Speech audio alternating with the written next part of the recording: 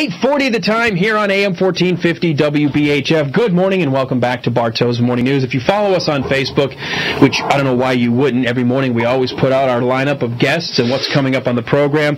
Today we are very pleased to have two individuals highly respected in our community, Dr. Howard Hinesley, Superintendent of the Cartersville City School System, and former Bartow County Board of Education School Board member Matt Schultz, both very active in education still to this day. Obviously, one is a superintendent, one still following up on what's going on with education and government. And both of them, ironically, on opposite sides of the charter school amendment issue, which is why we brought them both in today to talk a little bit about what is Amendment 1 that you'll be voting on if you haven't already taken place in advance voting, or if you're going to the polls on Tuesday. We want to make sure we provide as much education as we can. So let me start off first with a good morning. Dr. Hinesley, I'll say hi to you first. Good morning. Thanks for having us. Matt Schultz, good morning to you. Thank you very much. It's good to be here. All right, so before we start, because Matt, you came in as a proponent, you are for it, and Dr. Hinesley, you are against the language as it is written for the way the amendment's being set up. So let's start with you.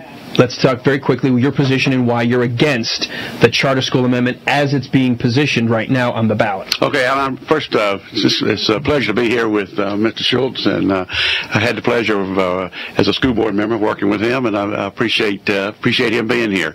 First, let me make it clear that I'm a strong advocate for charter schools. In fact, if you look at my history as superintendent in Florida, I recommended and was successful in having 8 charter schools established in the school system I was in more than 15 years ago. They're still in existence today, and my granddaughter goes to a charter school. So I'm a strong supporter of charter schools. I have 3 reasons that I don't support the current proposed amendment. The first one is that, first of all, I believe the voters have been misled by the language. I would have thought that the language would have been more descriptive about actually what is occurring. It would imply that you can't do charter schools now when you really can. So that's the first reason. I can elaborate on that if I need to. The second reason is that as a school system across the state, we are going to be impacted financially. And most people say that's not true because you have local tax dollars. But I'm going to quickly give an example. If you look at the current charter schools, none of those charter schools take Category 4 or Category 5 special needs students. What is a special needs student? I'm going to give a very specific example. I'm going to use Bartow County as well as the school system. Bartow County has 3 medically fragile children.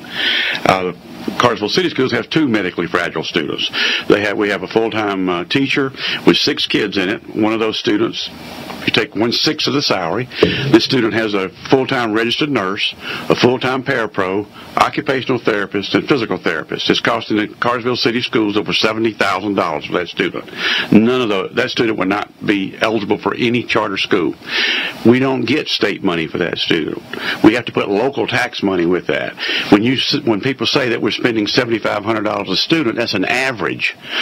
A good bit of that $7,500 for a lot of students is going to help support that handicapped child.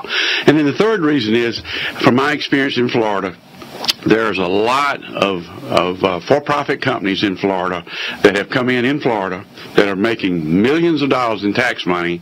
And when you look at the record of those charter schools, and many of those are contributing to the campaign here in this state, from out of state, that there are a lot of things going on where it's questionable. And I can cite for you investigative reports out of the Miami Herald as recently as 2 weeks ago, where a lot of things are being brought up from the for-profit companies that are not good. All right. Matt Schultz, my chance to then give you a chance to introduce yourself and why you are for the charter school amendment. Well, I think the biggest reason I'm for it is, when I was a teacher and on the school board, and I'm currently working on my doctorate too, but, the biggest thing we always talk about in education is we need to differentiate our instruction. We need to meet the students where they're at and provide the best possible way for them to learn, and that should be different for every child. Honestly, this amendment, in my view, just takes that and leverages it to the system and state level. We can't continue to operate the way that we've always operated. This amendment allows the parents the opportunity to choose. Essentially what the opponents of this amendment are saying, it's almost like Henry Ford back when he was making cars. You can have any color a car you want so long as it's black. So that's really the issue here, is you can have any education you want so long as it's only the one that we provide. And I think that we have to give parents the opportunity to have a choice. And I think the biggest misnomer with this whole amendment is the opposing side is trying to present this as if it's hypothetical or untested. You know, we were operating this way from 2008 to 2011 before the Georgia Supreme Court stepped in, and public education, as we know it, did not collapse. You know, we've seen this has been tested. It's worked in the communities where the independent charter schools were approved by the state commission. Everything is functioning fine. So I think that's the biggest issue. Is this really isn't new. We've operated this way, and I just want our local citizens to understand, you know, what you're voting for simply is if the local school system denies a charter request, which many of them do, then there's a place for these parents to appeal. And I think that's really the key point that hasn't been brought out. We've done this, it's been tested, and this state commission is simply an appeal panel. All right. Now that we've got positions out there and where you're coming from, Dr. Heinzen, let me get to you with our first question, because you follow on social media. One of the issues is tax dollars, and you started to go into that a little bit. Folks, one of the issues we were talking about with tax dollars is what does actually go to the charter school, what would stay with a public school. So can you, if you understand the bill enough, can you help explain to at least the listeners where are dollars flowing? Because I think a lot of people think all the money that goes to a student is lost to the charter school, or the public school loses a lot of money from the state. Where does the money go? Okay, that's a good question.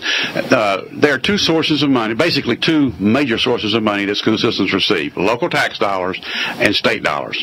When I came to Cartersville in 2005, 52% of the Cartersville City School budget was state money.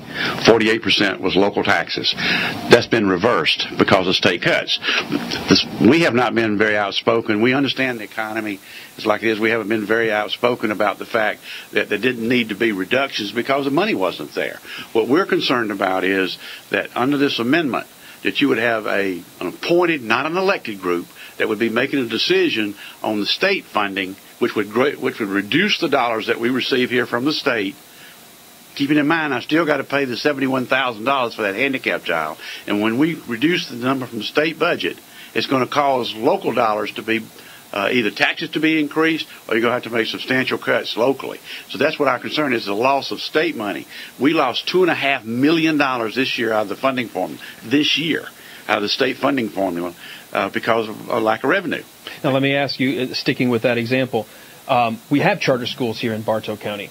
Your example of money being lost from the state would only apply if a state board approves a charter school that the local school board themselves did not want to have in Bartow. In other words, you won't lose any money if, let's say, the amendment passes tomorrow or next week. But right now, there are no charters that are being advocated outside of the school board. Nobody's advocating. Nobody's going to a school board. Would anything change dollar-wise? Well, that's where there's a misunderstanding. There are very few school boards in Georgia that have had a petition for a charter school. Most of the charter requests have been in urban areas. You find very few in South Georgia that have even been requested. It's mostly an urban area request. So if you have in Atlanta a large number of charters that are established, we would lose state funding here in Cartersville because they've been established in Atlanta. People don't understand that. We would lose state allocation. Superintendent Barge estimates almost $500 million over the next 7 years would be cut from local school systems from the state formula, unless the legislature comes up with additional revenue sources. And that's what our concern is. All right, Matt, let me go to you on this tax dollar one. A lot of people that are for it are saying, well, the state tax dollars follow the student, so it doesn't really impact as much, because if a student is in one school, it should flow to that school. If it moves to another school, it should flow to that school. And therefore, the state dollars are following the student. Is that correct? That's absolutely right. And the thing about it, I think the thing that's most disingenuous about this article, number one, again, this has already occurred. We already understand how this works. Again, it was an operation from 2008 to 2011, so the model for this is already, it's predictable. We know how it's going to function. And, you know, when a student, let's say, leaves the Cartersville City school system and comes to Bartow County ultimately will end up with 100% of that FTE money. You know, the difference between this particular situation, it's almost better for the school systems, because the way the law's been written, if a student were to leave a public school system like Cartersville, for example, and go to an independent charter school, Cartersville City Schools would retain the local funding. So, I mean, in those two examples, they're actually better off if that student leaves Cartersville City Schools and goes to an independent charter school versus that same student leaving the city of Cartersville and coming to Bartow County schools. And there was actually a study done by Georgia Tech. I have the numbers right here, and I'll just use Bartow County as an example. You know, the FTE spend on average for Bartow County is $84.29. But even if you look at the cost, if you factor in the cost plus the money that would stay with Bartow County, for every student that leaves the Bartow County school system, they would actually come out ahead by almost $500, even if you factor in the cost to educate that student. So I just think it's a little disingenuous to say, you know, the sky is going to fall, this is going to be terrible for public education. We already know how it works, and it's actually better than if a student just leaves and goes to another public school. All right, again, we're giving both sides, and obviously both sides feeling very passionately on these issues. I want to try to get as many subjects in, and we can certainly circle back on them. Got into a discussion with an individual who said the problem with charter schools is it's going to segregate the population because the privileged will be able to go to the charter school and the folks that have less income or maybe have less opportunity to travel will not be able to take advantage of these charter schools. Matt, you are a proponent for it. What do you say to the argument about saying that charter schools are going to create segregation? Well, I certainly think that's not the case. You know, if you look, I think Dr. Hinesley was correct, and he said right now if you look at the charters that we have in Georgia, many of them fall into the urban areas, so a lot of those kids are economically disadvantaged, and I think that has been a real plus. If you also look at the charters that have been established, they're outperforming in many cases the school systems that they come from. But I think that, you know, to me, at the end of the day, the thing I like about this charter is it gives the power to the parents. It puts it back on parental choice. So if you live in a system where the schools are failing and for whatever reason they're not meeting the needs of those students, whether they're in an affluent area or in an economically disadvantaged area, you know, the parents have the option to come together and say, hey, you know what, we think we can do it a different way and do it better. And then they have the opportunity to establish that charter. You know, what's happening, though, in many cases, is the local school systems are simply denying those charters simply to retain the local funding share, and now we don't really have a fair appeal process. So I think that's really the big issue is that commission served as an independent commission that can review those charter applications based on their merits and not simply make it a funding issue. Dr. Hines, I know you want to respond to that, but also because I want to stay on the subject because, again, these are a lot of social media issues I've been following.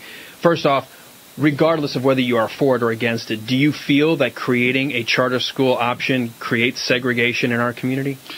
It depends on what the charter says. And I want to respond because there's good evidence to indicate that that could occur and is occurring. Let me give you an example. First of all, don't be misled. There is an appeal beyond the local school board for an independent body that's appointed by the governor, and that's the State Board of Education. That's what they're there for. If a local school board turns down a charter, then you appeal it to the state board, and the state board owns the final decision. So let's see why maybe some of the charters have been denied. What if the charter has in it, as several of them have, we're not going to provide transportation? What about the parent that can't provide transportation for their child because both parents work or it's a single parent and they don't have a mechanism to get the child to the charter school? Who's going to be able to go? Those that can afford to take their child. Some of the charters have been denied because they didn't want transportation. Let's talk about one in point. If you take a look at Greene County, which has what I know to be a fairly successful charter school. It's located in the Lake Oconee area. They don't provide transportation. The demographics of that school is substantially different than the demographics of Greene County. Why don't they want transportation? One has to wonder that. If a parent wants to go to the charter and no transportation is provided, who do they appeal to? A non-elected appointed body. They can't go to their local school board and say, look, provide me transportation, because the charter contract does not allow for transportation. That is going to be the reason, and that's why you see so many minority families who are in particular in rural Georgia that are concerned about it. Now, let me ask you this, staying with you, Dr. Hinesley. Let's, again, if we're trying to play all sides of the issue, and it's really hard because we're playing what ifs. Sure. We have no idea what's going to happen. What happens to the student today who likes the school they're going to, and a charter school opens up against the school board? We won't even use Bartow. Some other county, they get a school, they get this commission to approve a local charter. Does that affect that student? Do they have to go to that charter school? No, charter school student open choice. we agree with choice here. If someone petitioned to start a charter here, the local school board would approve it. There's a process that's in place that says how you apply, and it's a first come, first serve based on capacity, and then the parent has the option of going to a charter school or staying in their current school. It's up to them. Matt, let me ask you that same question as well, because I think there's been some discussion that says we lose all control, which makes it sound like the local school board now becomes subject to this charter school body. So can we help delineate what's the difference when somebody is using these arguments, you lose all local control? What are they referring to? Yeah, I think that's a total straw man argument. Honestly, I can tell you, having served on the local school board, that an independent charter school board will have far more local control, in my view, than any public school board can ever provide, number one.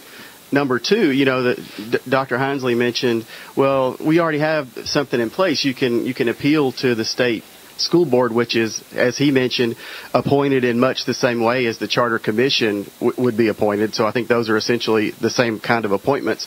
But if you look in 2007, when the state school board was essentially responsible, no charters were approved. In 2008, only 25 of 27 were denied. This certainly isn't a recipe or an environment where independent charter schools were accepted before this commission came into operation. And really, the commission just serves as the appeal. And then they're out of it at that point. So if somebody becomes before the local school board, they always have to start with the local school board. That's your local control. They have the opportunity to say yes or no. If that local school board denies that charter application, that goes to the charter commission, who simply makes an appeal based on the merits of the charter application. If that charter application is approved, then it goes back to the local community. It's a board made up of local parents, teachers, and business professionals who administer that charter school. Now, the other argument is these for-profit companies will come in and take over schools. Essentially all that is that independent local charter board made up of parents, teachers, and business leaders would essentially contract with these for-profit companies to provide the management services of the school. And Dr. Harper, Dr. Hinesley mentioned real quick about transportation. The thing about it is, one of the reasons transportation isn't provided is because they're operating on 40% less money than their traditional school counterparts. Well, then what do you say as the response, that you can create a situation of segregation that way, because now only the folks that have the opportunity to drive their kids are going to get advantage, and the kids that don't have this kind of option, it's not there for them? Well, what I would say is anybody that's concerned about that should go see the movie Waiting for Superman, and some of the people in these urban areas, and even the metro areas for that matter, who did everything possible within their power to get their kid to the charter school if that kid was accepted in through the lottery process. I think we're better off leaving it to parents to decide if they want to get their kid to that school than not giving them the option at all. But doesn't it deny people who don't have maybe transportation options, those kids, a chance to get maybe a different education based on that charter? Well, I think the thing you have to ask yourself is, can we make our decision based on something that narrow? Honestly, I think if you look at the areas where these charter schools have opened, what we have found is new strategies, new techniques, new tools that can be applied to the traditional schools where those kids may be. And I think that's where we have to see this as a success, is that we're going to get innovation faster, and that can be applied to all schools in Georgia. We're getting close to the top of the hour. I want to give you, Dr. Hinesley, about 60 seconds. And if you can stay, I've actually just double-checked with management. They said they're really interested in the debate, and they want to see if we can go a little further. Do you both have a little more time if Absolutely. we go past? Dr. Hinesley, let me give you about 45 seconds to respond to anything that Matt just said about denying or not denying, and its parent responsibility. Well, I think he just answered my question. So if the parent doesn't have transportation, who do they go to and say, look, I really want my child to go to that charter school, but I absolutely can't get them there? Who do they go to? They go to 5, 7 unknown people that are appointed that live in Atlanta once a month that come in from the state. That's who they appeal to. They can't go to their local official. They can't go to their locally elected school board and say, look, I really need transportation. I really want to go to this charter. That's why you saw so many charters turned down by the state board, because it was an access issue. Part of it was an access issue. And I beg to differ. Mr. Schultz apparently doesn't realize some of the economic conditions of some of our parents. We're transporting almost 60% of our children in the city. We're in a small school system. If you look at Bartow County, If Bartow County had a charter that didn't allow transportation that was located in the central part of the county, how would the parent be able to get their child there if they didn't have a mechanism to do it? And I think that's one of the major issues. It's 9 o'clock, top of the hour, WBHF Cartersville, Georgia. We're going to continue on for a few minutes with both of our guests. It is a highly impassioned argument, both for and against. There are a lot of pros and cons, both for and against. And we want to make sure we try to get as much information out there as possible. We're not trying to say one is right, one is wrong. We're just trying to get the arguments out there that people are making and try to see if we can find some middle ground. Dr. Hinesley, let me ask you this question when it comes to the whole charter schools. You said at the very beginning, you are for charter schools. Absolutely. Just not being created out of a state body that has no answerability to the local constituents. Not beyond the State Board of Education, which is already one that's not elected. It's a state board that's appointed by the governor from all corners of the state of Georgia. Under the Constitution, they're the ones that hear appeals, and they would be the ones that would make the decision, and they're not elected. They're appointed by the governor. And that is a big argument about why people don't like the amendment as written, because it does take away that control at least the argument is out of the local level by having the state-appointed commission. Let me ask you this question, though, because what you said earlier was when there was a commission before the Supreme Court changed it, there were a lot of requests made that were denied. What's the fear that a newly elected or newly put in place body would suddenly put those applications in approval? In other words, you said there was an access issue, or for whatever reason they said, you know what, we're not going to grant you this charter because you're not taking into account transportation. What's the fear then that they would start doing that if they were to be put back in place? Well, all I can do is look at what the history has been. I believe that there's no need for that. I believe if you look at the language, as I said, one of the reasons I'm opposed to it is that it's a hoodwink. I really believe they should have been more specific about that this creates another appeal beyond the state board. I think the language should have been much more informative than it currently is. In fact, the preamble is so misleading that it's very difficult for somebody to say this is really a good thing. And I think that's part of the issue. I think there's no doubt the way it's written is it's certainly designed to try to wean favor. But the question I still have for you is, when you said they had a board in place before and they were turning down a lot of applications because of things like accessibility, right, what would make you, or what would lead you to believe that's a legitimate worry if it were to pass? In other words, people are saying we don't want this because of accessibility, but they were denying a lot of applications prior. Hey, Joe Tilley. Prior to the formation of the board and when the Supreme Court came in. So what would lead you to believe that they would reverse that trend, and if an application was being asked for that denied accessibility, why it would suddenly get approved? As Mr. Schultz said, based on some of those that were approved by that commission that were turned down by the state board, or similar contracts were approved. Matt, I'm going to shift gears now, because another argument against this, which is, you can argue profitability, private businesses, private corporations really shouldn't be driving education. That it's part of the state, it's part of the state constitution to provide education, K through 12, to our student body here in Georgia. Why should a for-profit business have any business helping in running education? Well, I mean, we already see this. This is already here in Georgia through some of the virtual schools that we have already as an option to our students.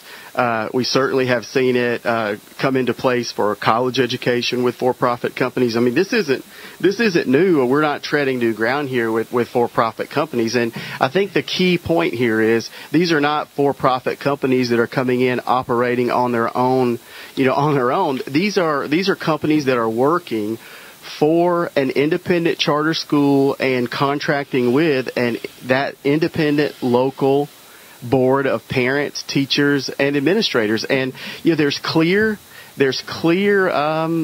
metrics as to whether or not they're successful. And to me, the great thing about it is if that for-profit company isn't successful, then that local group of parents can say, you know what, we're going to go in a different direction. They can fire those folks and bring in another management company who might be more successful. To me, that's one of the things that's more beneficial than traditional schools. Pretty difficult to fire the principal and all the teachers if they're not performing. So I think, this is what I'm talking about, local control. You have parents, teachers, community leaders who say, we feel like we can do it a better way, and they empower these people, give them the direction that they want, and allow them to go be successful. And what we're seeing is that it's worked. One of the things I think that Dr. Heinley said is, well, we already have the state board. Well, the problem is, this amendment, what this amendment does is it takes the state board out. Now you have this independent commission who will then determine if the appeal is successful. They only approved, I think, 16 out of 80 schools that came before the commission. Before the commission was in place, almost no charter applications got approved. So in my view, the State Board of Education and the State Department of Education is too closely tied to local school boards to ever be an independent arbiter of these decisions. We need an independent state commission who simply serves as an appeal panel to allow these charter applications to really have a fair hearing. Okay, I know you probably want to respond, Dr. Heinze, to the whole thing. The state board gets taken out of the picture, but let me ask you the same question first that I asked Matt Schultz, because I know you've made a comment before that some of these charters, because they're run by private businesses, are only in it for the profit. Does a private business or does profitability have any business in education? I don't have any problem with that. That's not really the issue to me. My issue is my experience in Florida and what's happening in Florida and looking at who's making the donations in support of this amendment. It's many of the companies that are doing business in Florida. And from my experience, what happens is that a for-profit company comes in and solicits from parents, puts the parents together, the for-profit is more in control than Mr. Schultz will have you believe. For example, 2 weeks ago, Miami Herald, Chinese are dumping money into for-profits in Florida. They're guaranteed 15 permanent visas for Chinese to come in and teach in these schools. There's lots of examples in Florida for these very companies that are donating here where there's diversity is a question, special needs students are not enrolled. There's a lot of issues in Florida that are being raised. Just last week in the Orlando Sentinel, a charter school paid their principal $500 and something thousand as a parachute. And the way it was set up, which is being set up similar to what we were talking about here, there was no appeal for those local tax dollars. The local taxpayer had no say in any of that. They couldn't complain to the local school board because they had no authority. I just look at what's happening in Florida based on my having been down there for 33 years and following what's going on in that state and looking at the contributions that are being made, many of those contributions from companies in Florida, that I just wonder, is this a good thing? I'm not opposed to for-profits. It's just what I see. Why are 96% of the money contributed coming from out of state in support of this for-profit companies? Matt, let me ask you that question, taking what Dr. Heinze was saying and focusing it on the charter school side. Why would you want foreign money being dumped into our system? Why would you want investments with guarantees of foreign nationals coming over, being given teaching roles? I mean, why would you want that as part of your charter school option? Well, I think a lot of that's been discredited, honestly, and I think it's more fear-mongering than anything else. If you look at some of the data that's been put out recently, some of the languages that are going to be important as we move into the 21st century, one of them is Chinese, without question. So, I think there are some schools in Georgia who have allowed working with some of these folks to have Chinese as a language that's taught. There's not a lot of folks in Georgia who speak Chinese as a second language, so I think the necessity to pull people from other places, it probably has driven a lot of that. But I think that's really more of a distraction than anything else. We have to ask ourselves, I keep hearing this argument, well, so much of this money is coming from out of state. Well, look at who's supporting the other side. It's the teachers associations and the Georgia School Board Association and the Superintendents Association. You have to ask yourself, well, why would they be opposed to this? Wouldn't they want differentiated instruction, and wouldn't they want to allow multiple ways for their students to learn in their own communities? Well, the problem is they want to maintain monopoly control over the schools within their communities. And I just think, if free market, this whole presidential election is about markets, choice, free markets, and allowing these things to work. Public education should not be exempted from those same free market principles. Dr. Heinze, your response to that? Well, he's absolutely correct. We do want the local elected official to at least have the option of being in control so that those students who are denied access will have an opportunity to have access if a charter is available in their community. And I just think that what we're currently doing by setting up a third step is really not necessary. And I would think every state board member who's appointed by the governor would be offended by the statement that they would be partial.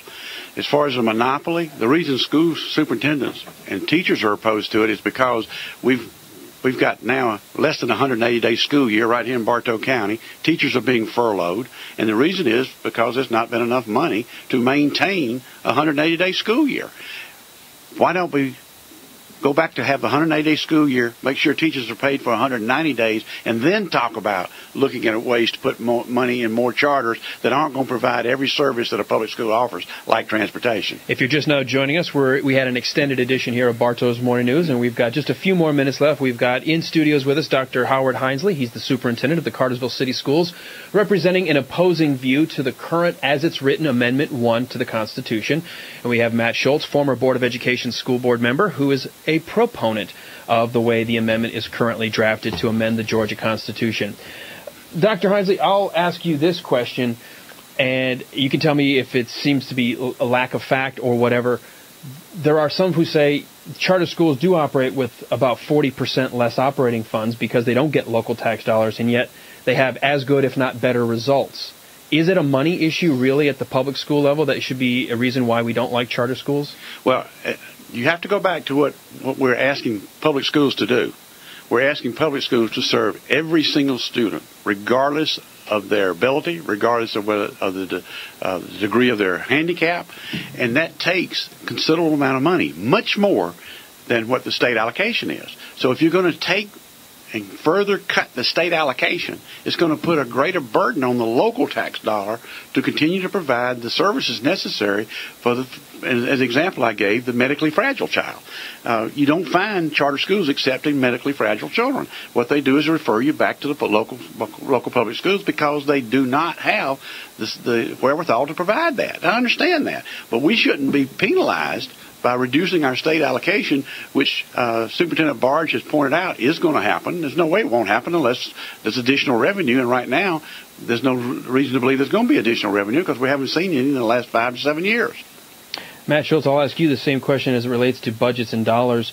You hear people say that charter schools do operate on less. That's part of the reason they force parents to do things like drive or maybe even become not even parapros, but be assistants in the classroom.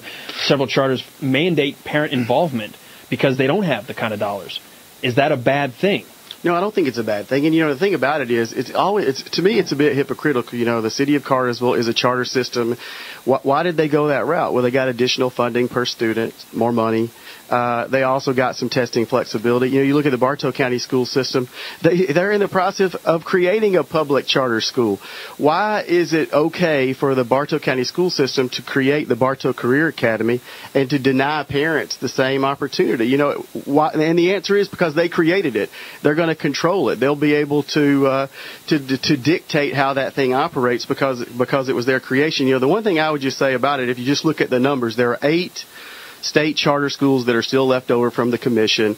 They performed 75% of those students met AYP. If you look at the communities in which those students came from, only 66% made AYP of those schools. So I think the thing about it is the bigger question is how are these schools becoming that successful, even if it's equal on 40% less money? That's what we have to really get to. Let me interrupt because you said you made it sound like it's a bad thing that the Bartow County wants to control the Bartow Career Academy, as if that's a bad thing. No, why it's not wouldn't? bad. No, that's not bad. I don't mean that it's bad. I just think it's disingenuous. They'll support an independent charter school that it was their creation. They conceived it. They'll help kind of shape who gets on the independent board. But if you have a parent group who wants to come in and, let's say, establish a math and science charter, and, why shouldn't they have the same access? Why shouldn't they have the same opportunity? And what we're seeing around the state is time and time again is that local school boards are denying parent groups the opportunity to create that same charter while exercising those benefits for themselves. And I just think that's wrong. We ought to have an independent commission who says, this is a valid charter. We're going to monitor it and make sure it's successful, but you need to have the option, just like Bartow County has, to establish a charter school. Dr. Hinesley, let me ask you this question, and you can also add to it if you want. Again, I have to start to wind this down. But are we worrying a little bit too much about what may happen in a couple of counties versus what was likely going to happen or stay in effect here? because you've got a Bartow County School Board, you've got a Cartersville City School Board, all within the same area. You've got a school board that has been responsive to parents' needs. You've got folks who are putting that career academy forward. They did respond to the community at large. Is there really a worry in Bartow if this amendment were to pass, based on so far the performance of both school boards? No, I firmly believe that if a group brought a charter petition to the Cartersville City School Board, and they demonstrated they were going to have access, provide transportation, provide the necessary services that a child would get and that they needed, it would be looked on favorably. What I believe has happened is that these charters that Mr. Schultz keeps referencing, many of them did not have access to a lot of students. It was those that could get their kids there. And he's right, some parents did make sacrifices and figure out ways to do it, but everybody can't do that. And we know that from experience here. We've seen, because of the economy, our transportation needs jump substantially. Yet at the same time, the state has cut our transportation budget from when I got here from $400,000 to this year $208,000, and we're spending $1.5 million. We can't keep doing that, and if they take more state money from us, then we're going to be challenged in order to keep doing what we've been doing. But the question I asked, and I get the side comment, is there, in your mind, let's say it does pass, is there a worry the way the current school boards have been operating of some kind of a rebellion in the community, creating a new charter school? No, not that I'm aware of. No, right. Not at all. Matt, what about you? Why, when we've got a school board that is operating to the needs of the community, they seem to be responding, hence the College and Career Academy, the City of Cartersville is a charter, why do we need a state independent board then if we've got a local school board who is responding to the community? Well, I certainly agree. I think we have great teachers and schools here in the city and in Bartow County. I really don't think this is going to be an issue for Bartow County. But what I do think we need is the choice.